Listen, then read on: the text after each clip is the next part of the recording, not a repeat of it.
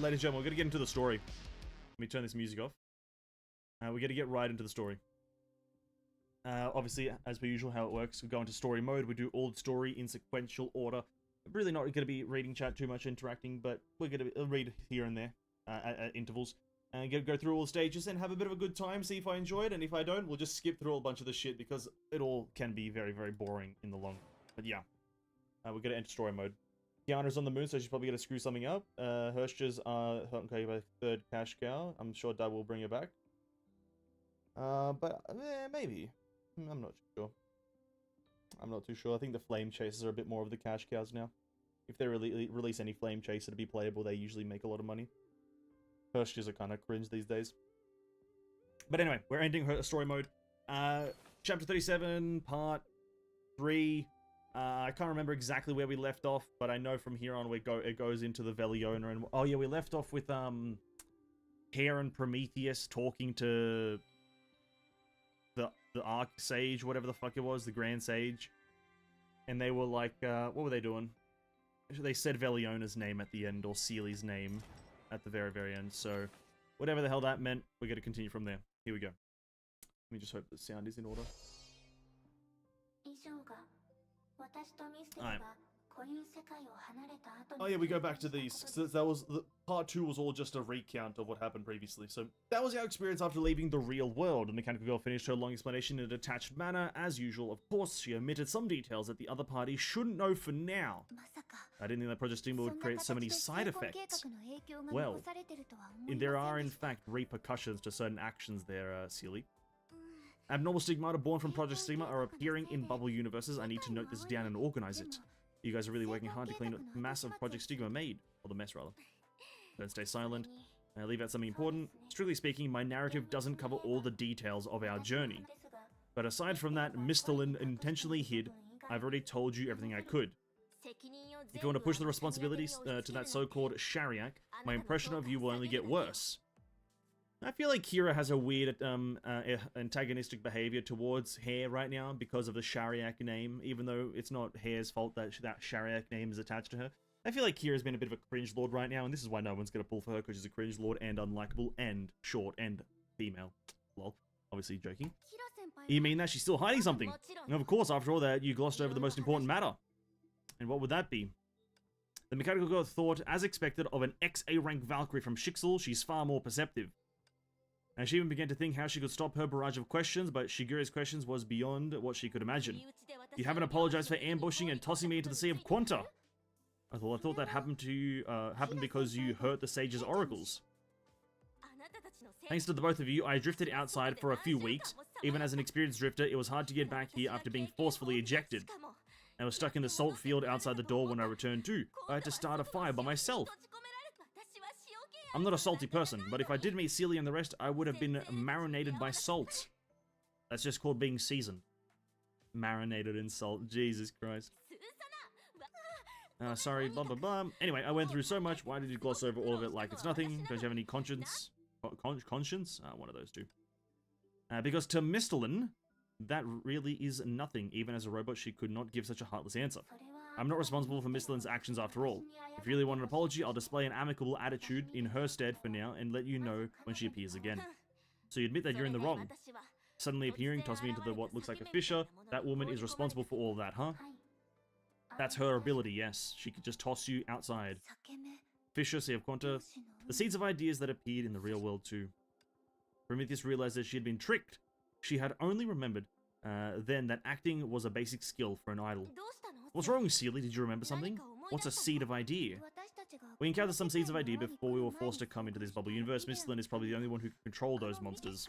In that case, Kira, you mentioned the ability to throw people in the Sea of Quanta via a fissure. That might be why we appeared here. What exactly happened? Is she playing dumb, or is this entirely a coincidence? Either way, it doesn't change the fact that I had to let my guard down just now. The mechanical girl realized that how scary the idol and Valkyrie were. Mistalin might not be happy about this, but I think this is something I can't hide. I'll admit this is in her stead. She had been observing all of you in the real world and slowly lured you all into this bubble universe. So that fish I repeatedly saw in Axora, that's her power? That's one of the ways to enter a dream, but not every fisher is meant to take you away. It takes many attempts to open a stable passage after all. And the most notable passage is the last place that Grey Serpent led you to. This all happened in chapter 35 or 36 or wherever it was. He seemingly noticed the existence of that power and took advantage of it to escape your pursuit. But in reality, Mistlin was the one making use of him to bait you into this trap. After using him, I'm not sure about that. You'll have to ask Mistlin for the details. As she won't give an answer outright, that woman will push anything she can't explain to Mistlin. But at least up until now, she probably hasn't lied to us. Since Mistlin is the one who pulled us into this bubble universe, is she also the one who took her away? The topic changed abruptly, but Prometheus knew who her referred to. It was obvious what Seelie was most concerned about now, and it was reasonable for them to be suspicious of Mistlin. I can't explain it clearly, but I can correct some of your perspectives. Mistlin did not take her anywhere this time. Accurately speaking, she did do so the previous time, or she didn't do the previous time either. Jesus Christ. White on white is not great. They should probably make this like just a black box at the bottom instead of like a... but in both instances, you were all in a special space because the external rules in these bubble universes were too unique, and that's why she was temporarily separated from you. But in the second instance, it was not Mistlin who deliberately approached her. You mean that someone else chose to approach her? The mechanical girl did not reply, but she naturally looked toward the tower behind her. I see, it's the sage. The sage took away the other Seelie. It's reasonable to consider the sage as the mastermind, seeing that Hare and Mistlin are working for her now. Seeing that who and who are working together, sorry? So seeing that Hare and Mistlin are working for her now. Now, I don't want to be that guy, but I'm pretty sure Hare is Mistlin, right? So, that probably is meant to say Prometheus. And Miss Prometheus, if you really hadn't lied to us at all from the beginning, your silence now is the most direct confession. I didn't say anything, actually. But according to her, at least we're sure that the other Seelie is safe. Now we just have to find the sage to get the other Seelie. Thank you, Prometheus. Considering her own objective, Prometheus did not speak more about the interaction. The failed attempt then was simply an interlude. I don't just listen to her single-mindedly. She said so much, but she hasn't told us where the other Seelie is. Saltano City is huge. If we have to check one house at a time, we won't ever see the end of it, even if Vita leads the way. Oh my god, there she is. Hey, Vita. Oh, Vita, when did you return? When everyone was discussing about the stigmata, Vita felt bored and left to do something else, although she didn't see the faith of the sage. She wasn't interested in learning about dull, otherworldly knowledge either. But she was an impatient girl after all, so soon enough she came back quietly. You guys have been talking for so long, so I'm back to make sure I'm not missing out. And so you said that you need me to lead the way to find someone? We're not looking for someone yet. We're discussing where the sage could have brought our comrade to. There's only one place possible, right? Didn't I tell you guys? The sage can't leave the tower. She might have came out to personally resolve some conflicts in the past, but now Prometheus over here has taken over that job. Today, the sage doesn't leave the tower at all. Is that true, Prometheus? Yes, that's true.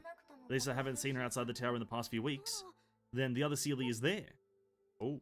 Seelie looked in the direction that Susanna pointed at and saw the tower ahead. Cold, clean, and foreign. Most importantly, she could not feel anything now.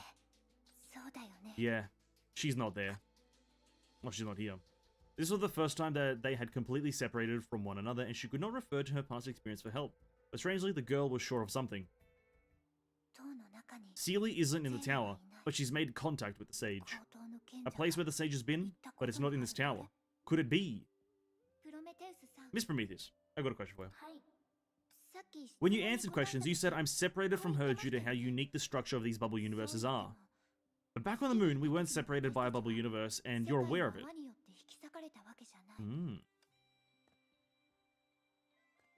Is Prometheus going to be outsmarted? If you said so subconsciously, could this place be more than one bubble universe? Wow. The girl was certain of what she wanted to convey. She believes that in here, two bubble universes exist at the same time. Although it's theoretically possible, but if another different universe was to overlap and coexist, those residents should have noticed. Oh. This must be it. That's the underworld, isn't it? It's not a legend, but a universe that truly exists. The sage cannot leave the tower, but she has the power that allows her to traverse between the worlds of the living and the dead. So she isn't restricted to the tower, but the tower and the underworld. She met Seelie in the so-called underworld, right? Keeping silent wouldn't help, as it would mean agreement, knowing that Prometheus sighed. Any further information shouldn't come from me. Since you've already thought so far ahead, why don't you meet the sage for yourselves and talk to her? And as she spoke, she moved to open the way. Oh my god, the great sage is going to meet us in the tower? She didn't say that we can't bring anyone in. I'll introduce you all to her now, and I want to go check on the plaza soon. I'll have to do some work. We can talk to the sage directly. We can ascertain if the other Seely's in the underworld. What's wrong, Seely? Something the issue? We can't go now. Why? I can't trust this fellow. They already tricked me once and they can do it again. That was Mr. Lin acting arbitrarily.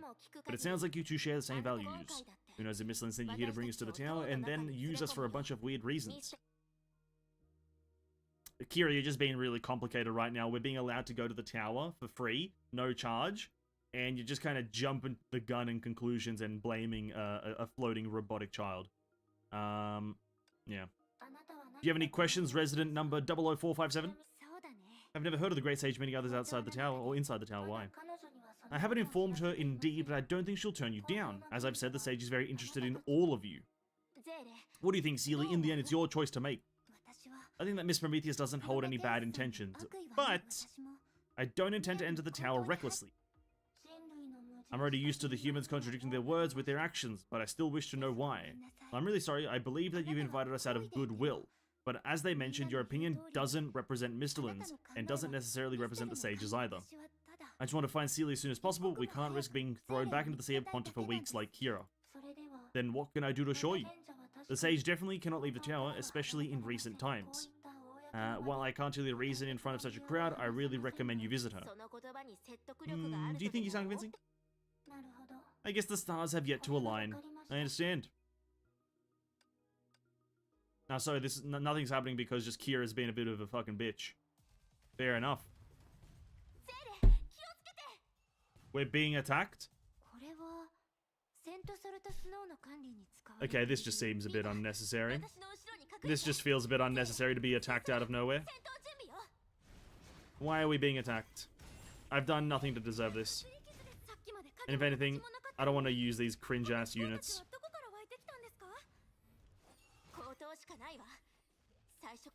I don't want to use this cringe-ass physical character and this outdated Stygian nymph lady. Outdated characters, dude. Come on. Beep beep boom boom boom boom boom. Oh, luckily there aren't many.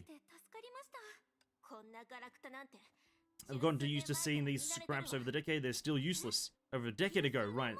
Squad Snowwolf is that old, eh? Is this just gonna be a bunch of them just fawning over each other? Oh, I pray to God it isn't them just like fawning over each other and be like, oh, Kira! Hell, you're so great! Oh, I love you, Kira, you're so great! Oh, no, Susanna, you're quite right as well, hey? Oh, you too, Seely, great. And then Vita comes in, oh, no, we're all great. Oh, I love everyone here, great. Great googly fucking mooglies. Everyone here's great, please, no. You and Siegfried should have, so where did that robot head off to, eh? She disappeared when the battle began. Maybe she went into hiding in the tower. But why did she attack us? It's happened once, it can happen twice. I say it's their usual trick. But we could communicate normally until the last second. Prometheus values efficiency, but isn't much of a fighter, and somehow I feel she was shocked too. She fought us because she couldn't fool us, or the woman behind her got tired of waiting and took a bite without warning her. And so when she shows up, I have a score to settle. Alright, everyone relax. Due to the commotion, the citizens are coming our way. As the outsiders, you'd better leave now or you might get in trouble. Let's discuss. I feel like Kira's just messed up this whole situation. I feel like if Kira wasn't here, we'd be absolutely fine. There would be no problems and no complications. Meanwhile, in the afterlife...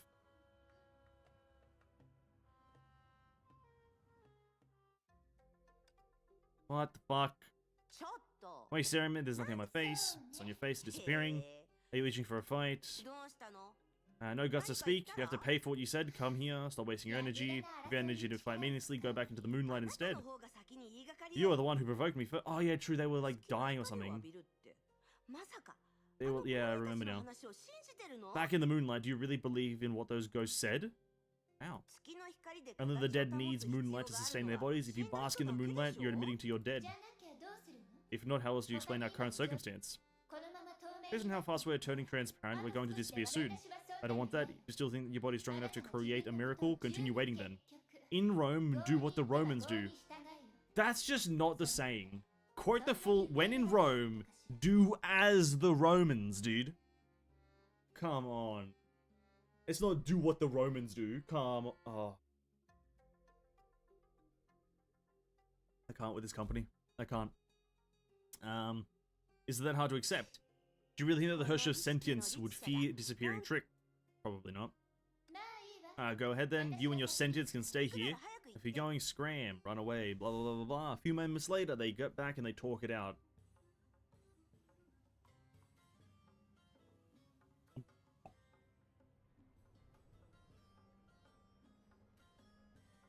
Hold up. Oh, Hirsch of Sentience follower, right? Nani the fuck? Call me that again, I'll make sure you never get to reincarnate. What should I call you? We're all just travelers, just call me Celia, and that fellow you can call her Senti. Not even small talk, where can I find moon rocks? Let me show you. Moonius Rockus. There's one right here. There's like another one right there. There's really just a bunch here. There are plenty of rocks here indeed. Moonrock, I still feel something different when I touched them previously. With a hint of anticipation, the girl slowly placed her hand on the white crystal. She picked it up and she felt no response. I could have mistaken it from the start. Once she recalled the gentle touch, it clung to her like clouds swirling around a mountain. Dude, clouds don't swirl around mountains, dude. What the fuck? I've never seen a cloud swirl around a mountain. And if it does, that's called a hurricane or a tornado. So, bit weird. I know there's no time to think about this, at least my body seems to get it. I should take this chance to collect more moon rocks. Why does moon rock feel like the name of just a rock in like a survival game? Or a survival sandbox. Oh, there's some moon rock over there, nice. You have to collect 10 moon rock to craft a crafting table.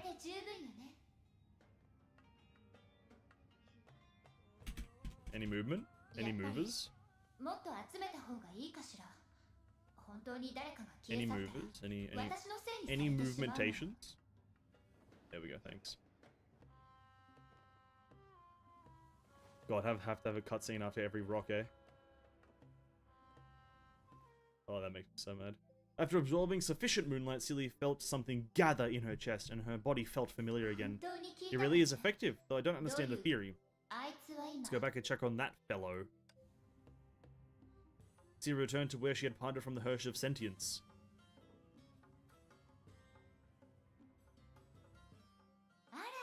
Well, aren't you the Hirsch of Sentience?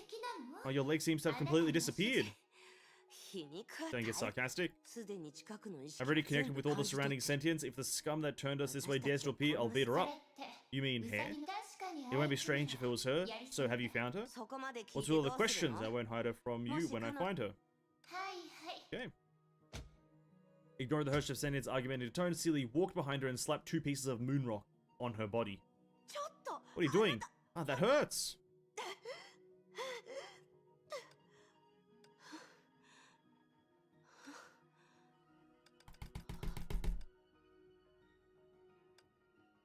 I understand the thematic kind of, like, nice kind of progressive story. Let me skip. You like to connect so connect with that. Maybe you could become a transformer or a generator. I can't be bothered with you. I'm going to investigate the truth behind this universe first. Alright, great.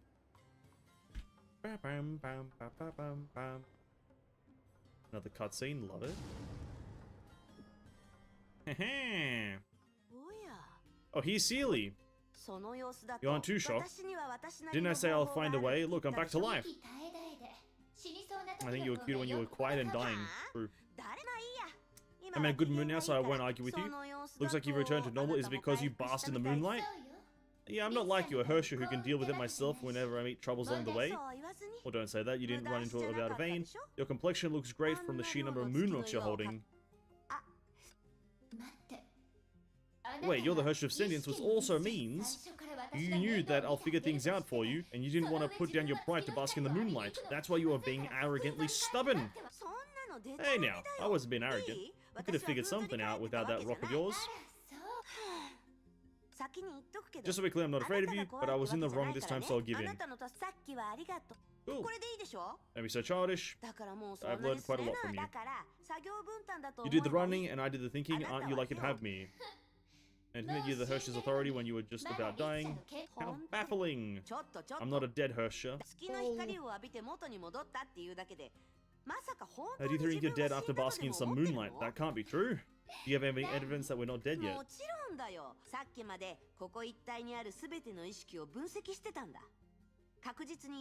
I've analyzed all minds in this area now. I've confirmed that we are only two minds who have an independent from Harana goons aren't around here.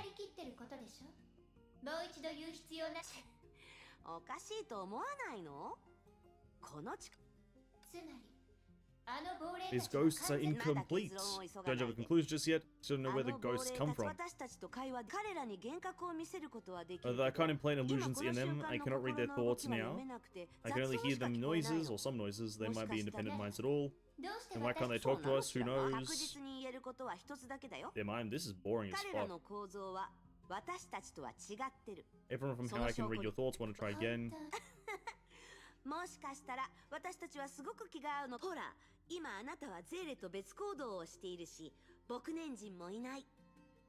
Celia is with you, old timer isn't with me. We can fight whenever we want. What a rare opportunity. Even old timer would. I'm responsible. Damn, I can't actually understand how boring this chapter is.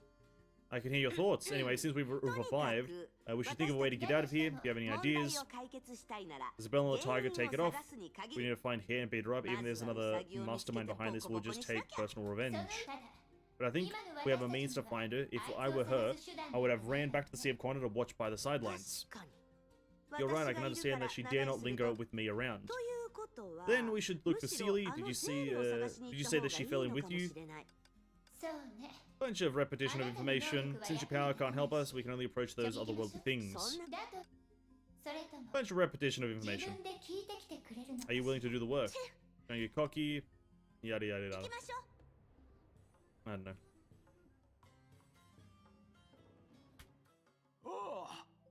Miss Celia. Oh, it's gonna be pointless information. I can just smell it. Miss Celia, Miss Senti. Hello, aside from us, have you seen anyone that looks like us? Great description of the ghost. Really, but I can't see anything. I've never seen the people you are talking about. The two of you can pray with me. I'm sure the Great Sage will fulfill your wish. He's going on about that again. We're not residents here. Can the Great Sage even help us? Can be preposterous. The Great Sage is a believer. Both of you helped defeat those berserk sand servants. More importantly, you showed us disappearing souls and a great illusion on how it would be if we had our wishes fulfilled. To me, even if it was real, it would be an important scene. You were the one who wanted to see your granddaughter. Memories are a blur, but your wish are more passionate than the living's. My daughter fell in love with a young man. How unfortunate. Liking a man. I personally went to the plaza to separate them on that day, and they had promised to meet each other. Although my memories are a blur, I can't recall what exactly I did on that day. Please in my prayers and bestow upon me your guidance and blessing. I think he's never going to stop talking. Oh, unfortunate.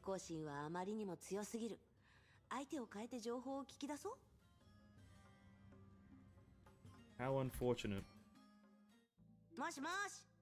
Can you hear me? So you can't hear me? This one's just too passionate and this one here is too cold. I nodded off, I couldn't recognize you. You're the one who defeated those monsters, thank you so much. I want to ask, what exactly... Think this is compensation? You don't like to owe favors, right?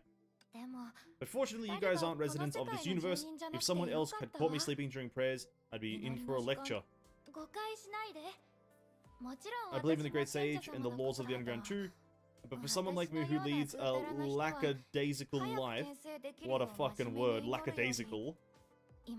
Holy shit, is that even a real word? Lackadaisical.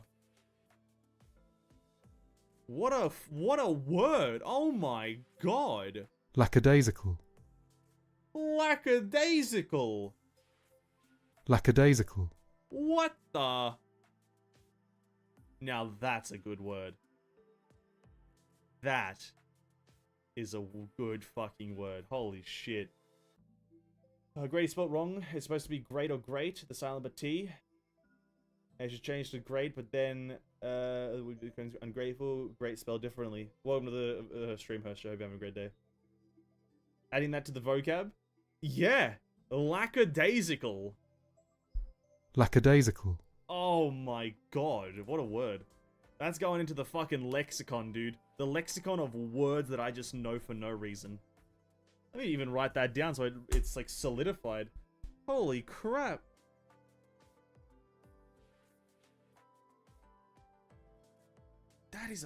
That's a good word. Oh my, fucking sticky tape that to my fucking wall. Just live in honor of that word. Lackadaisical is better to catch more sleep and relax. It's fervently praying for reincarnation. So people like this exist in every universe, eh? Yes, lackadaisical people.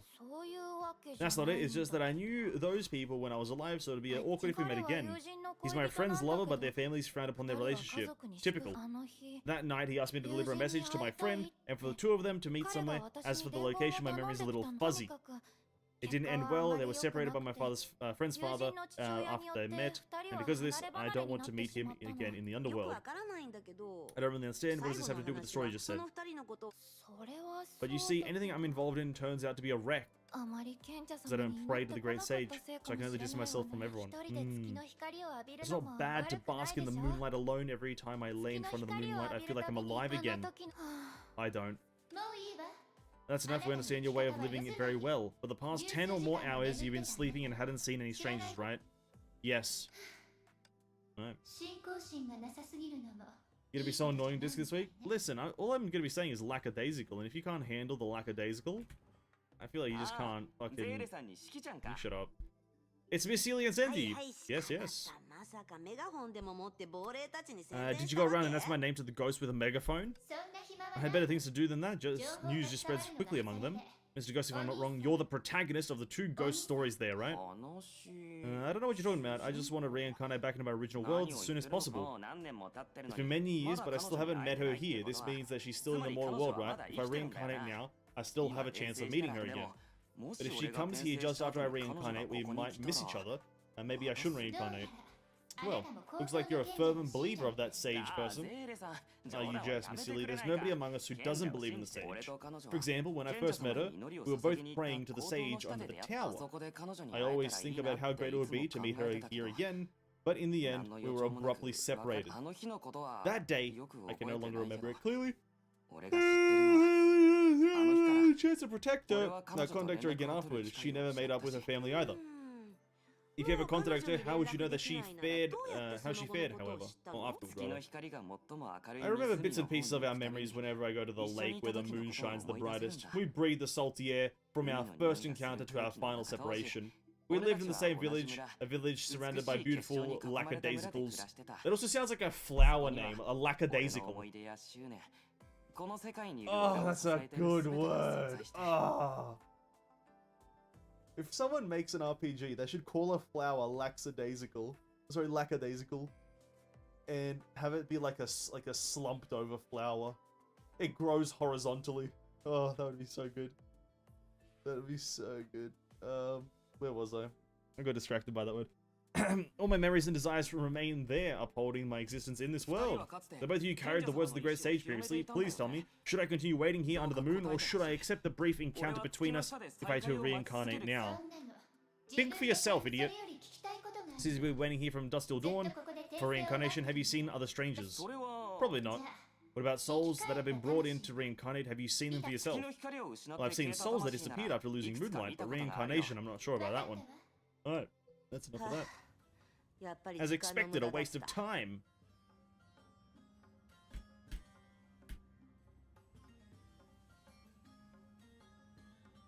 Oh, we have to go somewhere. Oh, we have to go further down. Hello, lackadaisical. See, I was right. The brain of those ghosts, guess they don't have brains anymore. They can only remember what their greatest obsessions from when they were alive. You can't even consider those as memories anyway. After all, it's normal to lose some capacity after losing their bodies. But maybe I can't read their thoughts because their obsessions are too fragmented. You won't be able to understand the composition of this universe from them. Well, actually, on the contrary, I've learned, I think we've learned a little. Yeah, did you notice that those ghosts we talked to knew each other when they were alive? Yes, that's possible, but so what? This means that this underworld isn't shared among the entire Sea of Quanta. It's an underworld that only has enough capacity for a specific bubble universe. The souls here all come to the same universe when they were alive, the universe that the sage believes in. The universe is very small as well, for them to be able to gather in one place. Oh, I get it now. You mean since we came from the real world, it's possible for us to have been transported here because we died. Which also means we're alive. Hooray, isn't that we already concluded earlier? Alright. Well, just like the legend we had experienced or heard earlier, they need to bask in the moonlight periodically to sustain their existence. More importantly, to those ghosts who believe in the sage, the experience and efficiency of basking in moonlight is similar to praying when they were still alive. So their prayers might really be useful. The Sea of Quanta is vast, there are countless bubble universes, it's normal to have some strange laws. Yes. But don't you have something to say? It's nothing to do with the laws of this universe, just the story about those three ghosts. Regular soap dramas? The narratives are rather disjointed or ironic. A lovesick youth, a messenger lady, and a stubborn old man. They were missing an important part of their memories. The youth had forgotten where he was separated from his lover. The lady had forgotten the content of the message she delivered. The old man had forgotten that how he separated the couple. Those are the most important parts of the story. Yes. Because of these lapses, we can only piece together by asking others. Their memories aren't clear because they're already dead. Yes. Well, what actually happened is that all of them are friends.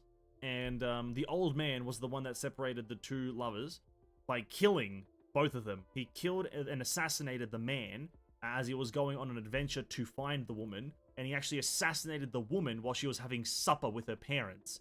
And that's what actually caused this. And then he jumped off a building and killed himself because of the guilt of having killed two people for absolutely no reason. And that's how we're at this situation right now.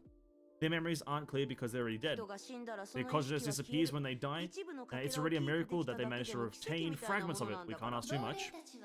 But you said that the ghosts held onto their greatest obsessions from when they were alive, yet they cannot remember the most important parts of these obsessions. Don't you think that's ironic? Then what do you think is happening? I'm not sure, but perhaps we can find a breakthrough with the story about those three ghosts. We're almost there. Although I'm no idiot, when it comes to brainstorming, that fellow is probably better at it. She has been more of a bookworm than me since we were young. If I could be a little bit like her when we were in Nagazora.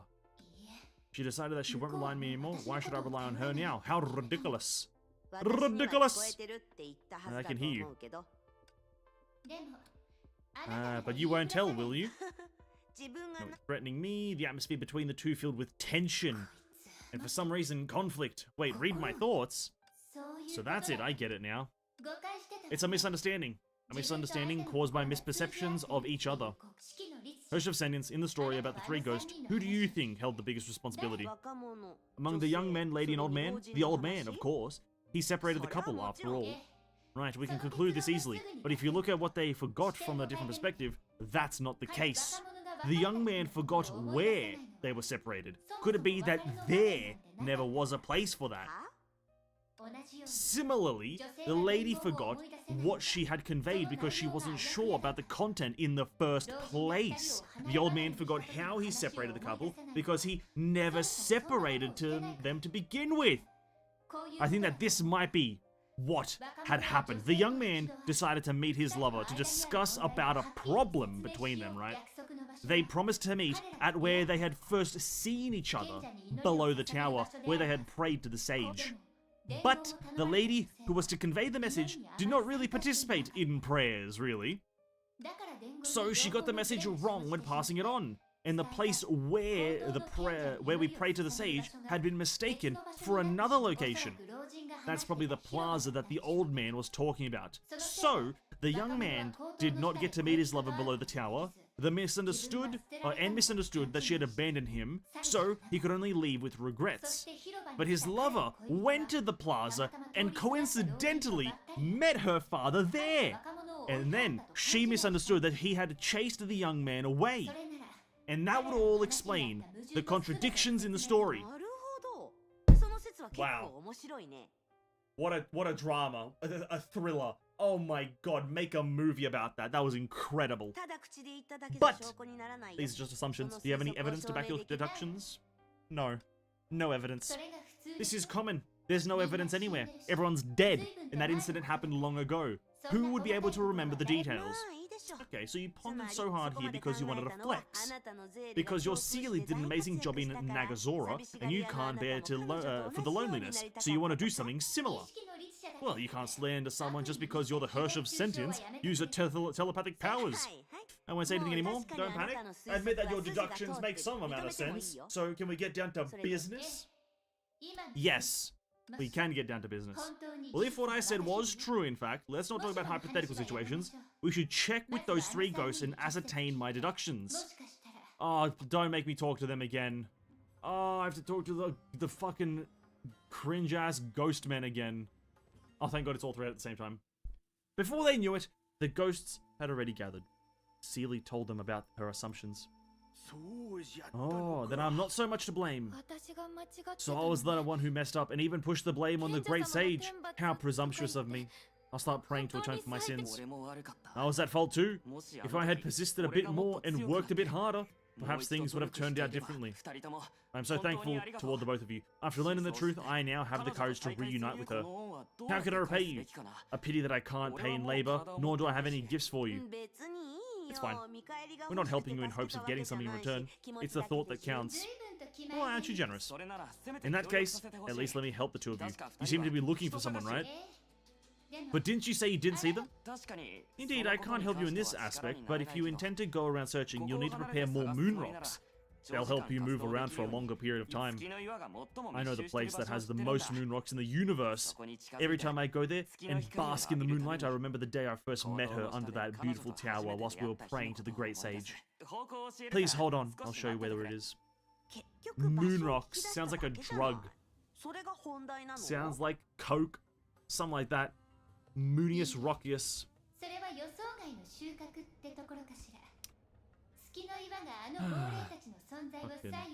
Hey, what a game this is, eh? Oh, there's gonna be some enemies here. 3, 2, 1, enemies. No? Oh, damn, that's crazy. 3, 2, 1, enemies around this corner.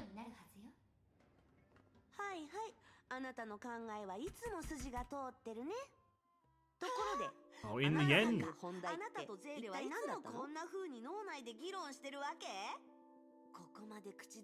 I love overlapping dialogue. And then, what exactly is the business, you know?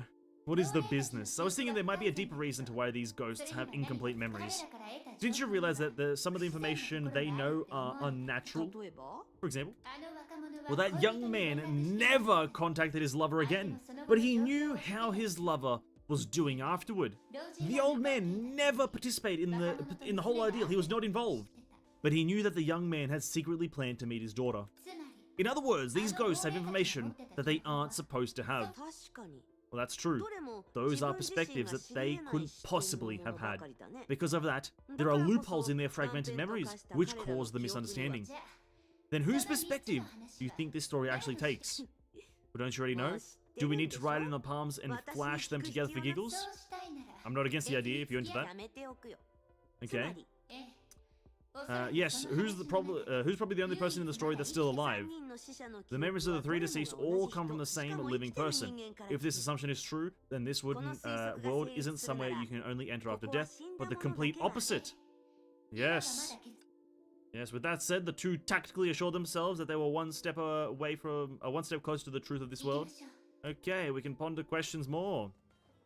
I don't know what they were pondering, but ponder away. The moon shines brighter here. This is not the most rocks we've seen in the universe. That's one fucking rock on the wall, dude. Oh my god.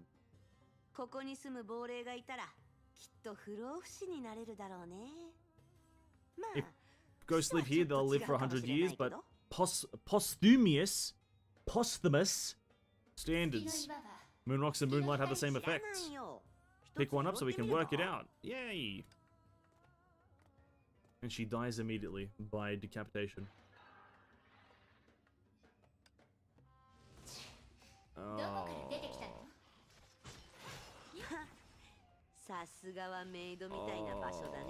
No, dude. No, not the enemies.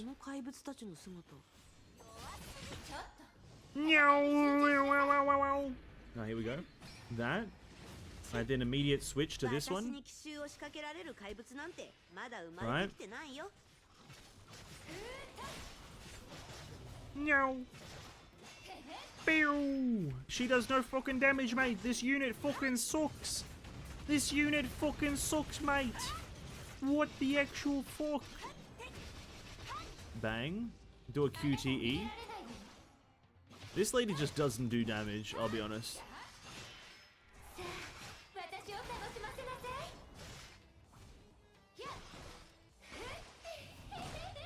Yeah.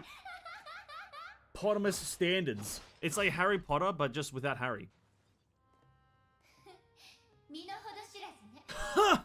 Pathetic. I'm just getting started. Yes, indeed. Yes, their tracks remind me of the ants attracted by sweets. Unfortunately, they died too quickly for me to see what their objective was. Yes. It was a rare opportunity to vent. Weren't you the same? But there's nothing here other than moon rocks.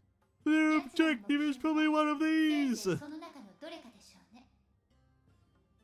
Current chapter is very lackadaisical. That's true. This chapter is honestly lackadaisical to the power of 10.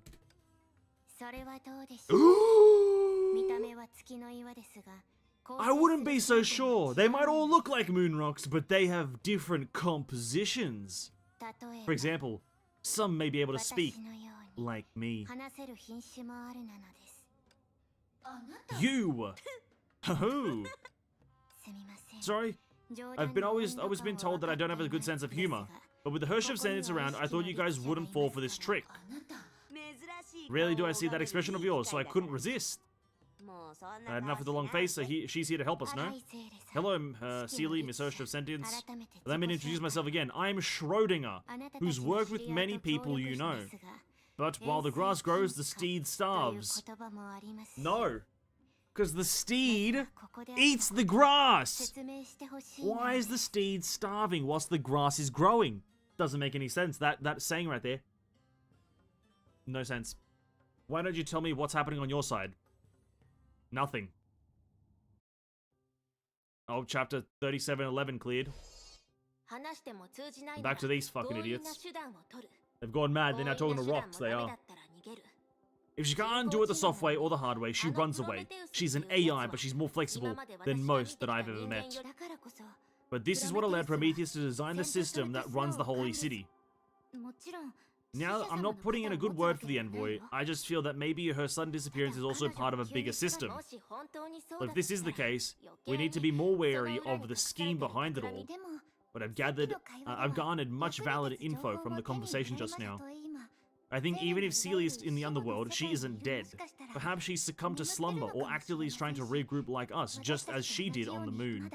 Although I can't censor, what I said isn't a certain outcome deduced from a careful observation. But I believe this is what it is. It is what it is. Unless she had believed me countless times before. Okay then. We'll base our thinking on your assumption. You three entered the portal that Hare set up, but ended up taking different paths and entered different worlds. So it seems that the world of the dead is another bubble universe floating in the sea of Quanta. Due to unknown changes, it's entangled with the bubble universe we're in. This caused the person who's supposed to enter the Holy City to become lost between the two bubble universes and enter the world after death by mistake. Has she noticed something? Anyway, it seems that our priority is to locate the entrance and exit of the underworld or establish a connection with Seely on the other side through a medium. But doesn't that take things back to square one? Prometheus is in charge of the Holy City. If similar entanglement has occurred before our arrival, she must know it better than anyone else. Well, I don't think we have to focus on one person. Here, people that believe in the existence of the world are everywhere. Maybe we can think differently and garner info from the locals. You have a point, but it's a waste of time to ask household by household. Do you have any sources, Vita? Yourself excluded, just so you know. So the thing is, the Tower Sage has more than one envoy. Such as a hermit. Unlike the other envoys, she stays inside to write a collection of poems that can foretell the future of the Holy City. Does the future she foresee include worlds entangling? Oh, that I don't know, but seeing is believing. Everyone follow me. They're telling the story, it is what it is. No, this story is like the definition of it is what it is. The story is the definition of it is what it is, dude. Oh, we're separated? It is.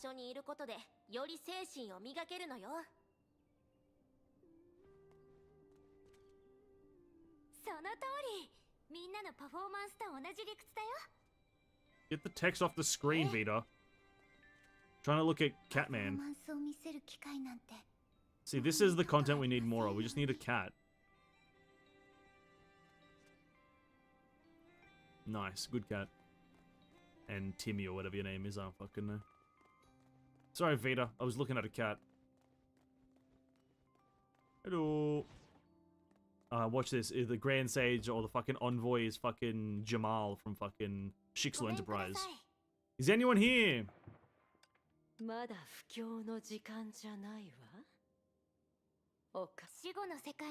just want to ask a few questions about the underworld. It won't take too much of your time. You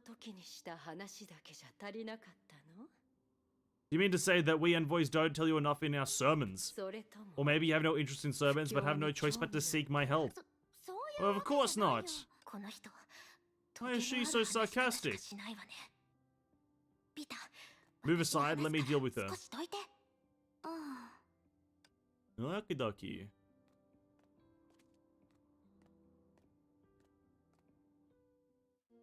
Although the hermit couldn't see through the closed door, Shigeru Kira still put on a sweet smile of an idol and lubricated her vocal cords with respect. Oh, you're wrong about it. It's precisely because we've heard of the envoy's sermons and taken a keen interest in the world after death that we've come to visit you. Oh, I've been mistaken then. Yes, you see, talking through a door isn't very convenient. It's fine if we can't hear you clearly, but not so much if we're to misinterpret the Tower Sage's will. We wouldn't like to come for nor, but be disrespectful. If your hearts are sincere, even 1,000 salt mounds cannot separate our faith. She talks through the door as much as you do. I have no choice, she's doing it on purpose. Well, then we'll stand outside the door. Are you willing to share more on the underworld with us? Of course, friends. But before that, allow me to see your hearts. If I'm not mistaken, apart from the first visitor, the three of you are not natives. That I cannot tell. I asked to read your hearts in turn, starting with you. What will it be? And I don't think we're in a position to say no.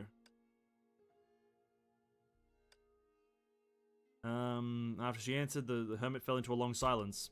But perhaps the reading of the heart had already begun while she waited jitterily. 10 minutes have passed, why isn't she talking? And we're a door apart, why do I feel like I'm being watched? Because she's watching you. Bro, she's got one eye everywhere, this hair lady. Regret is born from admiration, loathing is born from resemblance. Contradiction lingers in your mind as salt floating in the water. I see you have done a deed not bound by heavenly or earthly reason. You refuse to acknowledge its negativity and lay the blame for it on others. The passage of time has not weakened your perpetuation, but deepened your loathing. The next time we meet, I will have them suffer what I have endured. Despite not knowing them well, you still bear this thought in this mind to this day. Kira, what the hermit said isn't real, right? Part of it is. Well, the rest. True of false matters not. Of? Sorry, true of false? True or false matters not. What matters is our faiths have connected in the process. Only a calm mind can calm the waters. That is all. It's a one-for-one telling of essentially her interaction with hair in the first place. Kira just wants to make them pay, but she doesn't understand. Kira does not understand the situation in any fucking way. Kira is just Kira is the definition of anime woman jumping to conclusions. Just at minute one, see something, boom, takes it at truth value. Ah, Kira Shmira, the second visitor. You may come forward.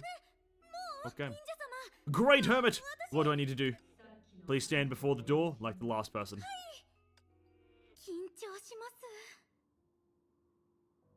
Hello. Unlike the last visitor, your mind is straightforward. This allows you to rebound from setbacks quickly and face the future positively. You treat your life and work with great diligence and seriousness, which has earned you many praises. Although you cannot overcome challenges readily, you firmly believe you can do anything so long as you put your mind to it. Oh, it's accurate! Mum and Dad don't know me like you do. Oh, they know you, but perhaps are too shy to express it. In the near future, you will realize your wish and become the daughter they are proud of. Oh, thanks, Great Hermit. Oh. Seely's next, here we go. The last and most peculiar. After listening for so long, you seem to have much to say. Yes, since you can read their minds, surely you can read mine as well. Of course. On you, I see a fear of the future, a frustration with the present, and a doubt of me, and a burning desire. You are anxious to find your treasure lost on the other shore. This is why you want to win my favor, who is most likely to know its whereabouts, so I may tell you all there is to know about the underworld.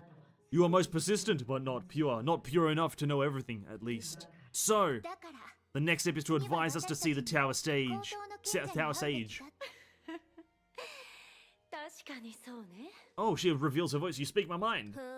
I was wondering why our Nostradamus was so small-minded to the point that she could only pick a single person, exaggerating what I have done to someone and throwing shade at me any chance she got.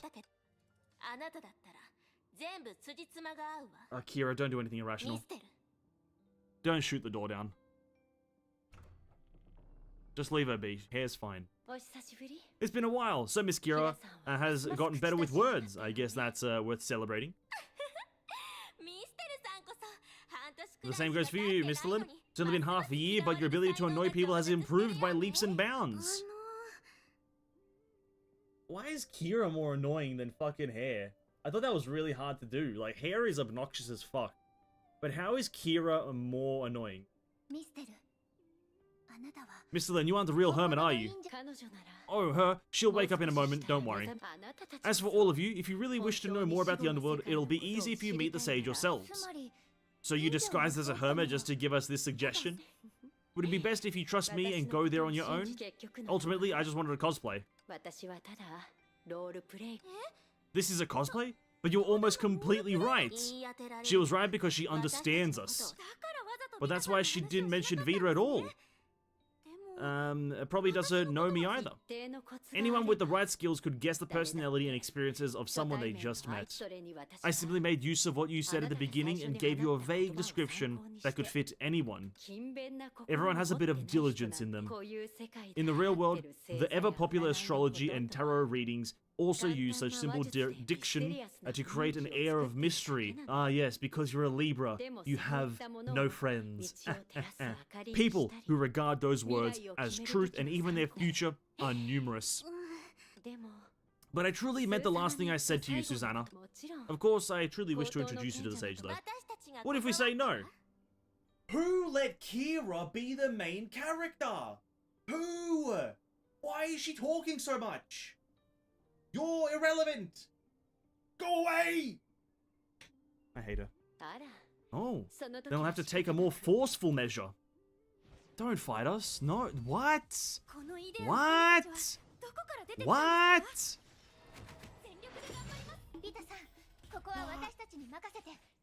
What?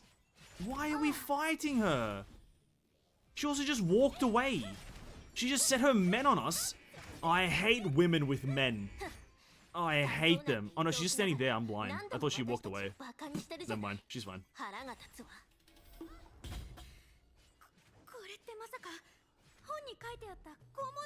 Is this kind of a trap? Bam, bam, bam. Too many bright women. We need more shady women like Raven. Yeah, I'm saying that too, dude. It's the exposure level on this fucking chapter is also like at least 20. Well, I'm getting white screened. What an incredible battle. Save your arrogance. You, Prometheus and the Sage that refuses to show herself in this tower. What are you three up to? Did nobody tell you about it? Let's see, if I must give an explanation. Saving this universe, how's that? But our universe is doing just fine. And this is where the truth comes out that the universe is gonna die in at least 13 hours or something. Miss Vita, it's the other world that we truly want to save. The underworld that you believe in and pray for.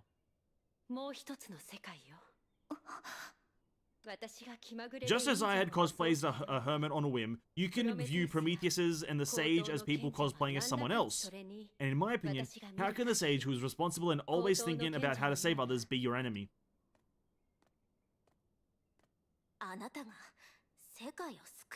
If Kira continues to try to be the main character, I'm just gonna fucking skip this whole chapter. Holy shit. You saving the universe. Here's the thing. Here's the part that's really just not. This is terrible writing. Is because they've known each other for at least 10 minutes, right? It's been a 10-minute altercation, and Kira is now just has the biggest grudge against Hare. I'm not a fan of Hare's personality. She's a sly woman, right? She's a slag, if you will. But she has done nothing wrong right now, at least in the past chapter. But Kira. Hey, you gotta have the Shariak name, are ya? The Shariak name? You? I spit on the idea. No matter what you're planning, even if you're being honest, at least nothing you've done so far is convincing. In fact, it irritates me. Of course, it might be because I'm looking at you through colored glasses. I'm just a salty idol after all. I'll be blinded by the snow if I don't put on them some shades. Who gave this character so much dialogue? What should I do? I can't chime in. It's okay, I believe Kira-senpai knows what she's doing. Probably. She doesn't. So you're uncertain too. Irritate, I see. In that case, all of you can go to the real borders of the Holy City. When you notice that matter again, all the secrets will be answered. And this is where the unfortunate truth is displayed to the characters, and they all regret all of their decisions. Despite proficient at playing a hermit, Mistlin Shariak is no prophet, in the true sense of the word. She was unaware that the whole world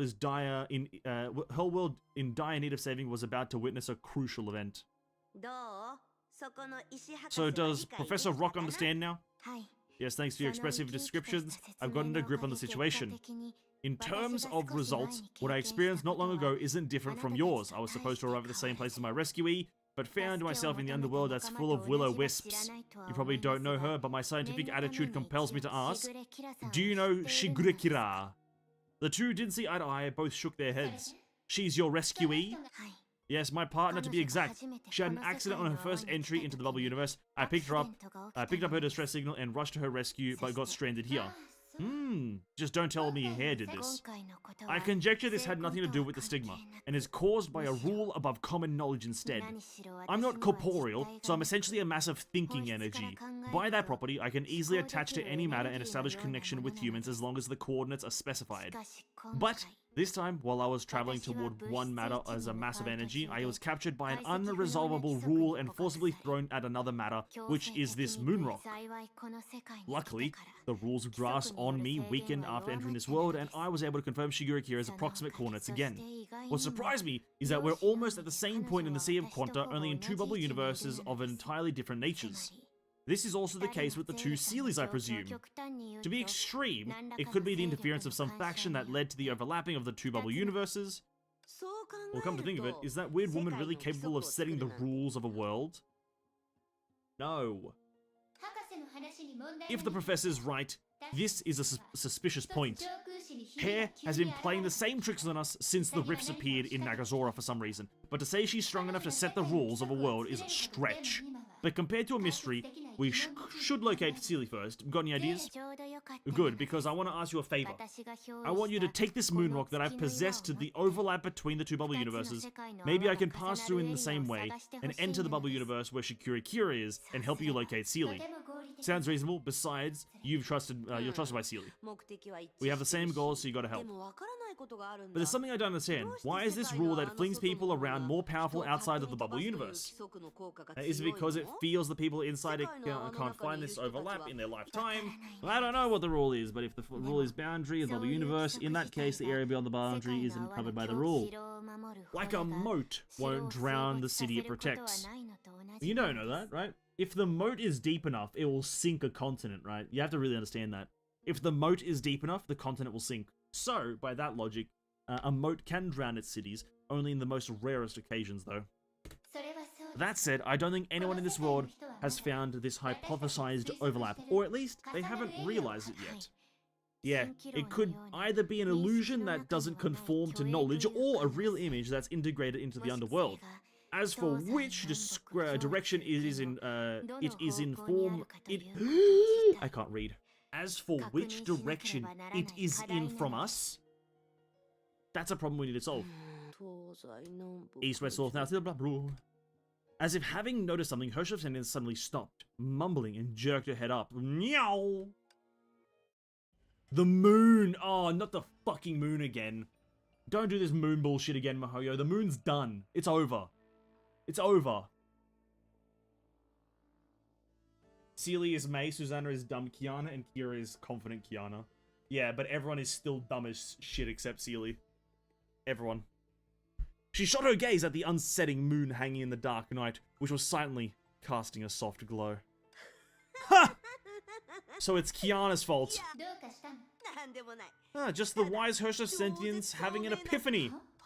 Look at the moon in the sky. It's half real and out of the ordinaries, out of ordinary people's reach, matching the qualities of the overlap we're looking for. And the Seely you miss is probably on the moon, or the world before death as the souls call it. We're not looking for Kiana. Who said only Kiana can stay on the moon? You should know that the celestial bodies in the bubble universe isn't the same as those in the real world. One could even say they're purely ornamental. How is Seely supposed to stay on that kind of thing? Don't jump to conclusions, I have my reasoning. First of all, have you ever wondered why the people here turned into will-o-wisps? Because they're dead. How did they die?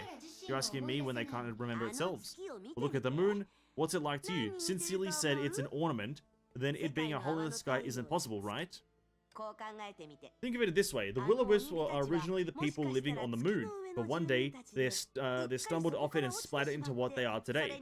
As for us, we never fell from the sky and are visitors at best. As long as we bathe in the moonlight enough, we can maintain our human form and move freely. Now that she mentions it, Herrscher sentience, I think we both overlooked something. The girl raised the moon rock in her hand until its contour aligned with between the moon and her eyes.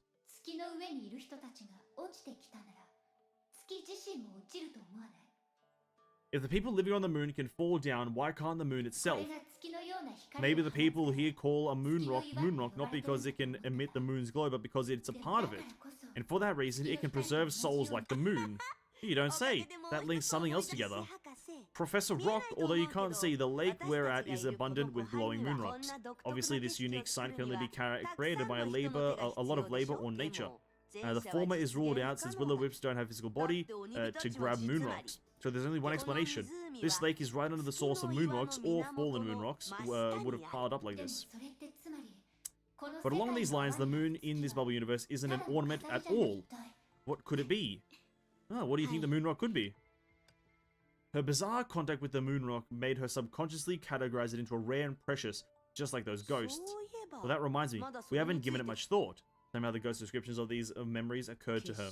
Crystal, taste of seawater. Wait, Professor, don't answer the question yet. Out of a good habit of learning by doing, her descendants decided to listen to an urge. She picked up an ordinary moon rock, played with it, and seconds later, crushed it with her fingers. It's not even trying. It's way too brittle. Just studying it in a scientific way. Then, to Seely's surprise, she dabbed her little finger in the powder left on her palm before licking it. It's salty. After all, glowing aside, moon rocks aren't any different from rock salt in the real world. This is really just bigger salt. Oh, no, and that's how it ties together. Oh, the rocks, they're falling down into it's Salt Lake Snow City. Oh, that's so crazy. Oh, it's ridiculous and crazy. Oh my god, my mind is blown.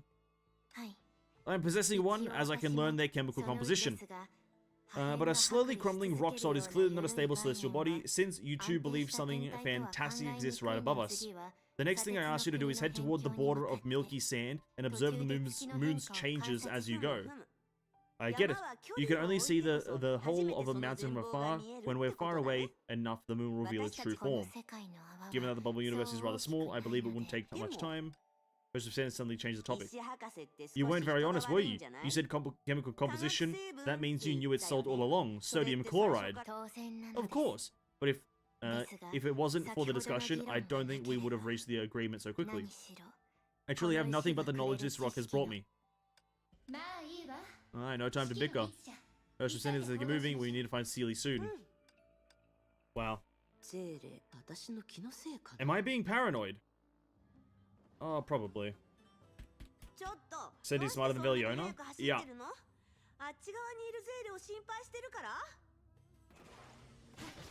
Senti is in fact probably the smartest character in all of anime.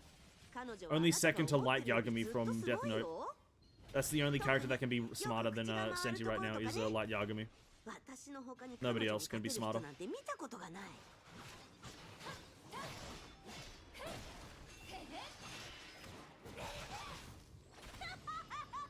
That's just truly the fact of it, right?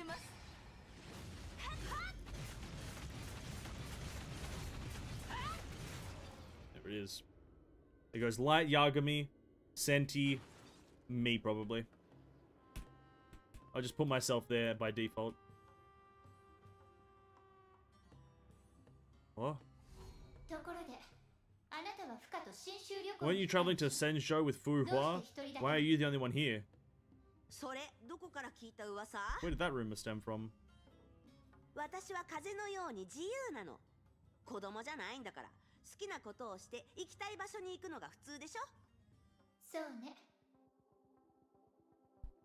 Okay. When we are finding our way forward in the dark, we will hold on to anything we come across as if it is the only hope. But once the light is restored and we let it go, we realize it was only a tiny part of the whole, and we are inseparable from the whole. The girls had yet to realize that going against the moon had put them in a dim land that could only be reached by sacrificing will-o-wisps. And the simple action of observing the moon had led them into another labyrinth.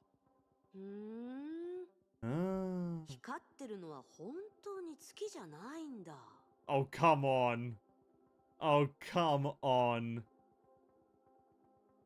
Now that's a bit weird. The reason is because we were exactly underneath it. Like, so the place where Veliona and Senti were at was exactly underneath it, that it appeared like a circle. But we go like 1 kilometer east, and now we can see that it's just not a circle, and now it's just a floating crystal.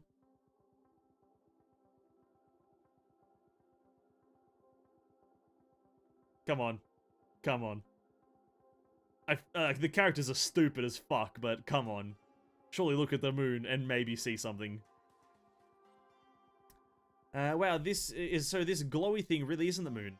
As it is difficult for the inhabitants of the Milky Sand to describe the day, the visitors from the outside world couldn't immediately process what they had saw. A pure white towel was hanging above the black sand upside down, and the glowing moon was about to light adorning its tip. A translucent line appeared above their heads. It blurred the boundary between the heaven and the earth, falling and rising.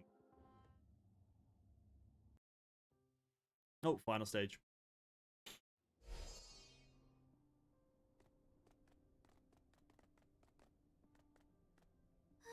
Oh, is this the place?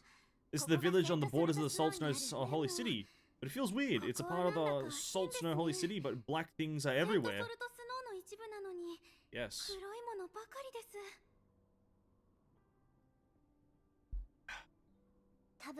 This is probably why Hare told us to come here. Probably. Don't these black flowers look familiar? They do. The same flowers were growing on the gate we couldn't open when we just arrived. Do we need to remove them with light salt? No need yet, because they'll keep growing. Look over there. Susanna looked over towards Shigure, pointing. My problem, actually, I want to say something as we get into this zone. I have a kind of a small problem with this chapter, is that there's not enough, like, kind of fun in terms of, like, puzzles and whatnot. I thought there was going to be more puzzles because it's kind of like an open world, but it's not really an open world, but I was expecting some stuff like that. I want them to bring back open worlds. Make a Breath of the Wild game. Make, like, Legends of Zelda Tears of the Kingdom in Honkai Impact and call it Honkai Impact Tears of my fucking asshole, because I'm fucking just dying of absolute pain. Sorry. Make it, yeah, do something like that, because Yeah. Anyway, something imperceptible and chilling happened in the gloom. The moment they drifted to the ground, they changed into the palm of the size of black flowers. I remember you said this phenomenon is unique to the border salt cell of Snow City. The black flowers did only appear on the gate then. But if this situation continues, it might not be longer before they spread out. Don't you find it similar to the environmental pollution we often see on TV? Indeed, if the worlds of the dead and living are entangled, then I fear it's at a tighter level than we suspected. Which is to say, it's also caused the overlap between bubble universes to widen.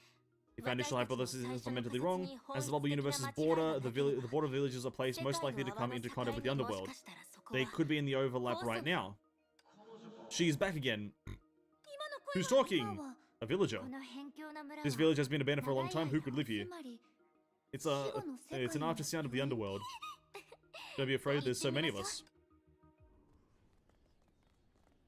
Maybe they need to add functor for more fun? Yeah. At this point, anything. I like the open world exploration part of the game, you know what I mean? I like open worlds. Oh, listen in.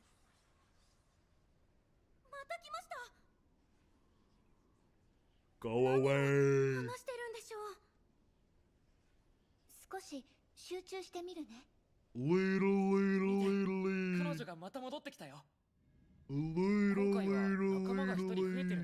No, that's not what they're saying.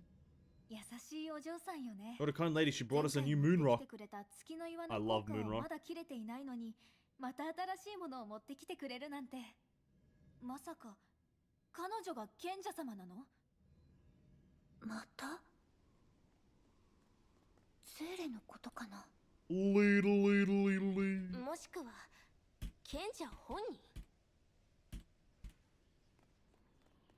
Anyway.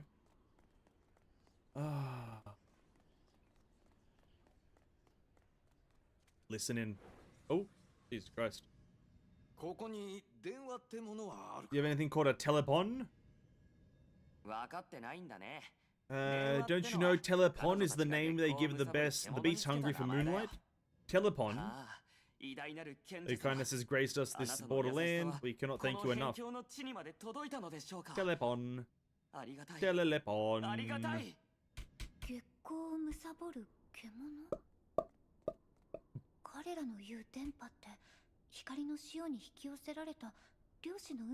Sea of quantum monsters, light salts. Moon rock and light salt seem to be the same thing. They're both salty at least.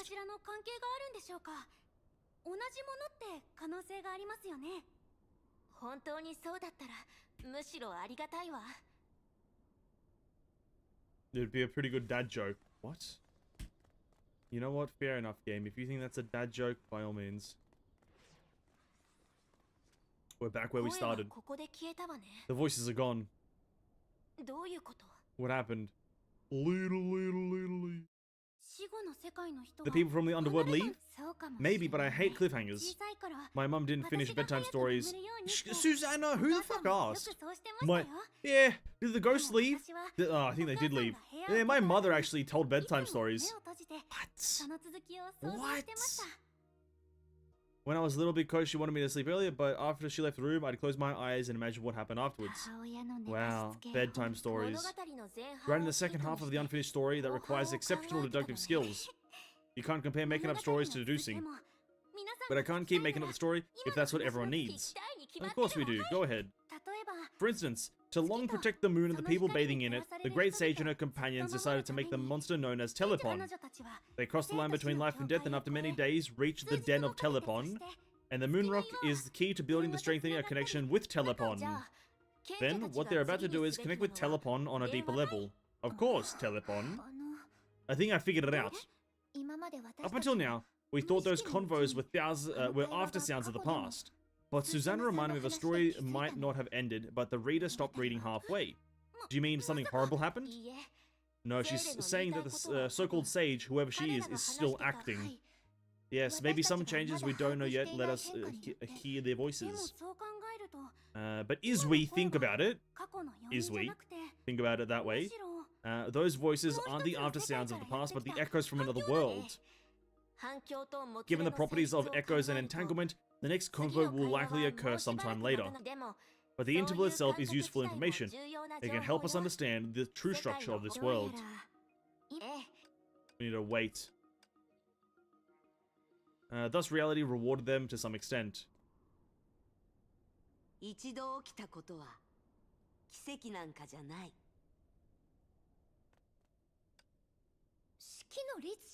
It's the Hirsch of Sentience. Why is she there?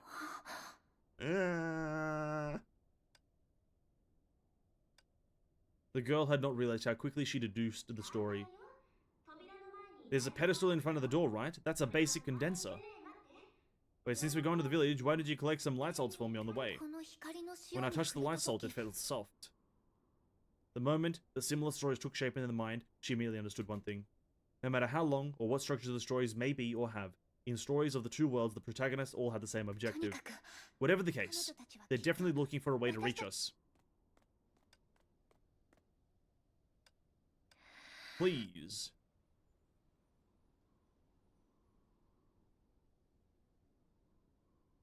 And thus, we were flashbanged. The girl reached towards the light salt and remembered the first dream she had in the depths of the Sea of Quanta. Some time ago. After calming down, Celia and Hirsch of Sentience updated Dr. Schrodinger on the situation. It appears that Senti is right. The other Celia and Shigura are probably in the world of living where the White Tower belongs. That world is closely connected to the underworld indeed. If you believe me, then we wouldn't have to go through all of this. Have forgotten you didn't tell us the chemical composition until the last minute. You need to move on. After all, working on the structure of the two bubble universe is the beginning of our work. Your first mission remains to synchronize information with the other Seelie as soon as possible, and to find a way back to the real world with her. Of course, this will also benefit Shigura and me. Problem is, how can we reach the White Tower above us? We can't go by rocket, can we? How about I question some more wisps? Their memories are incomplete, but if I piece them together, surely something will come out of it. That's our only option. Maybe this method will eventually yield a clue or two, but in any case, it wasn't the best solution. In fact, it was quite inefficient rather. After realizing this, the girl's enthusiasm waned like the spumes along a beach and was washed by the waves of reality. And after that, Professor Rock, is there more efficient methods? That depends on the information you provide. Like those ghosts you contacted, I'm unable to interact with the environment. Hirsch of Sentience pondered for a moment, put on a knowing face, and patted her disguised companion on the shoulder. Hey, quit being evasive and tell us what happened. And didn't something bump into you when you were touching the moon rock? How did you... Do you like peeking into other people's hearts so much? I'm trying to help. If you have something to say, say it. It's not like we haven't seen weirder things. If you keep bouncing back and forth between that Seelie and that's an illusion, the big white tower is going to fall from the sky. There was this one thing. Not long after I came here, I did the wisps a small favor. To preserve them, I embedded a moon rock into a pedestal as told. But when I was about to withdraw my hand, I felt another hand on the back of mine. But my gut instinct told me it was Seelie, but when I called out her name, that strange feeling vanished. Where were you when it happened? In the borderland of the country of milky sand, I reckon. Or I remember the wisp saying that it's the first place to overlap. It'd be too coincidental to be an illusion. As an overlap between two bubble universes, the first place to overlap must be their borderlands. Whether it's the origin of the baseline, as long as they're on a critical surface, building a special connection between because possible, this connection isn't stable, but at least it's there. Along these lines, if we can re-enter the place where you connected, we may be able to connect with Celia again. But, oh, you're a great talker, pointing us in the right direction and all. You remember the way, Seelie? Of course I do. How about we take off? Hirsch of Sentience didn't dwell on the details this time, which caught the doctor off guard. But she quickly found the reason. You two should go. Given her disposition, telling a white lie was certainly what she was the most unwilling to do and least good at, despite having done it once in Mount Taishuan. All in all, this contradiction was part of the situation. In terms of disposition, she could relate to Seelie, who was somewhat similar, better than anyone else. Since their first meeting, she had felt a perpetual yet secret urgency on her. And by analogy with her condition, she assumed that this sense of urgency stemmed more or less from a distrust of the other Seelie. She learned that she was wrong later. Her companion was so trusting of the other Seelie, to point of unwilling to put the same trust in herself, who was also called Seely. Yeah. 疲れてるの？だったら少し休んだら？別に疲れてないよ。ちょっと考えにふけってただけ。 Oh, these fuckers again. らしく Oh, ないわ God. ね。 They should have at least, like, made a goddamn physical unit for a DPS. Jesus Christ. Having to use an ice DPS with a fizz support? Absolutely horrendous.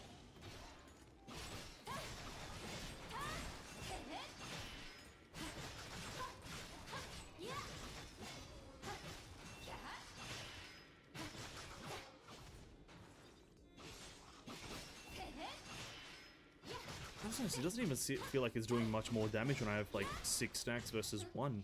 ひとたまりもないのね。行きましょう。 Ikimasho. Can I sprint? Can't even sprint. Oh my god, we're like 20 meters away from Seely. ここよ。 Here it is. And then they just see each other. My god, the ghosts. Do the whips here know you well? They appear to care about you. そんなわけないでしょ。 Why would they? Like I said, I placed a moon rock for them. Thought it was something remarkable. Speaking of which, it's pathetic of them to treat someone who helped them too little like a sage. So why do I remember someone enjoying it? I don't want to bicker, I'm already tired from all the fighting. 彼らは結構優しくしてくれた人。 I'm good to anyone that's good to me. See how simple that philosophy is? If you ask me, those whips are just a little clumsy and showing affection. Like you. うるさいわ。 Professor Rock, can you hear me? The banter is over, we've reached our destination. 月の律者。 Senti, I'm in your pocket, I've been listening. さて、具体的 I な will leave the 操作 operating to は Seely, you ゼ only ル need さ to んに ensure that the 任せましょ process isn't interrupted. What What about our moon rock? Aren't we using the previous one? 私が憑依したものを Use the one I'm 使ってほしい possessing. の Once you で build a す connection, I can coordinate つな things が to りが stabilize 発 the 生 channel. どうしても同じ If we need to 月 use の the 岩 same を moon 使 rock わ to ない build と an effective connection, 聖女の the 世 whips 界が sustained つ by ながること moonlight が would have できない dissipated a の long で time ただ ago. もちろんゼーレ Of course, I さん want you to は resume the もう state 一 of 人の sharing ゼ a ーレ body さん with と other 同じ Seely 体 as を soon as これ possible. は技術によ This る is not a 推論で technical はないのです assertion, が but I believe this will increase your 二人が odds つなが of る building a 確率 connection. わかったわ I understand. Yeah, the girl holding a moon rock didn't walk to the pedestal. She stood in the place and looked at her companion. Does Professor Rock have to spell it out? Just see it as making a call. All you have to do is あり dial. がとう I hate to admit it, but I'm getting nervous. これは普通の This 電 isn't 話 the じゃない same as making a regular どちら call. かというと It's more like calling a random payphone in the city and expecting a specific person to pick it up. Doctor, I can understand it. I can understand it this way, right? That's a perfect example. To be honest, it'd be a small probability event, or even a zero probability event in the real world, as こ expected. こに来る途中で I felt something was off on the way. You didn't need to keep this from me. I'm not that dummy. Why did I even bother? But it can't hurt to try, especially when there are so many wisps. If it fails, just execute my plan B. The key is that you... 私 Me what? You've teamed up with the Host of Sentience for so long, and you still think she can't figure you out? I know what you're thinking, but I can't fathom why you would want to do it. You're not like a dunce like Kevin, nor a rare genius like Dr. May. How different can you be, minus the personality? You seem to like maintaining a weak presence and viewing the future negatively at the slightest setback. Seriously, you should have a silly teach you how to live actively and positively. You might even become as optimistic and confident as I am. 何バカなことを言ってるの Yes. Drop the act, you know what I'm talking about. Anyway, you should come out more often. What I want to tell you is you can be summoned in 2 sentences. Something that happened once is no miracle, not to mention you were the one who provoked it. Bunch of filler dialogue, isn't it? あなた Can you eat spicy food? What got into you? To the 3 of them, the most possible outcome of this attempt was without a doubt ruling out a possibility. Ruling out the possibility that the outcome probability and knowledge of this world was different from of the real world. But as someone just said, this problem could be viewed from the opposite perspective. 一度起きたことは奇跡なんかじゃ Something ない that happens once is no miracle. It's rare for her to say something so philosophical. そうよ Miracles shouldn't even happen. Now that it's happened, probably won't happen ever again. いるのよね You're here, right, Seely? ゼーレ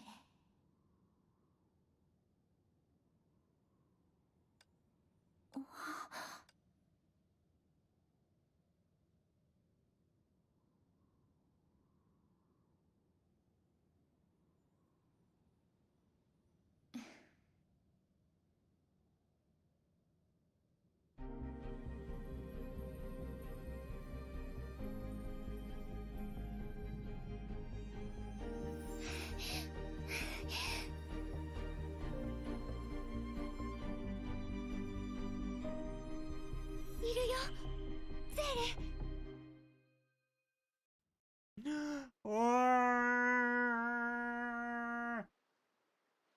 Between the gaps of the ocean and the foam, she had once had a dream. In the dream, the drifting boat was going nowhere, and the boundless sea was engulfed by the darkness. No one but herself. She clenched to the paddles until the first ray of dawn dropped on her face. Thus she awakened. She was holding the hand of her other self. The previously dark sky only turned bright.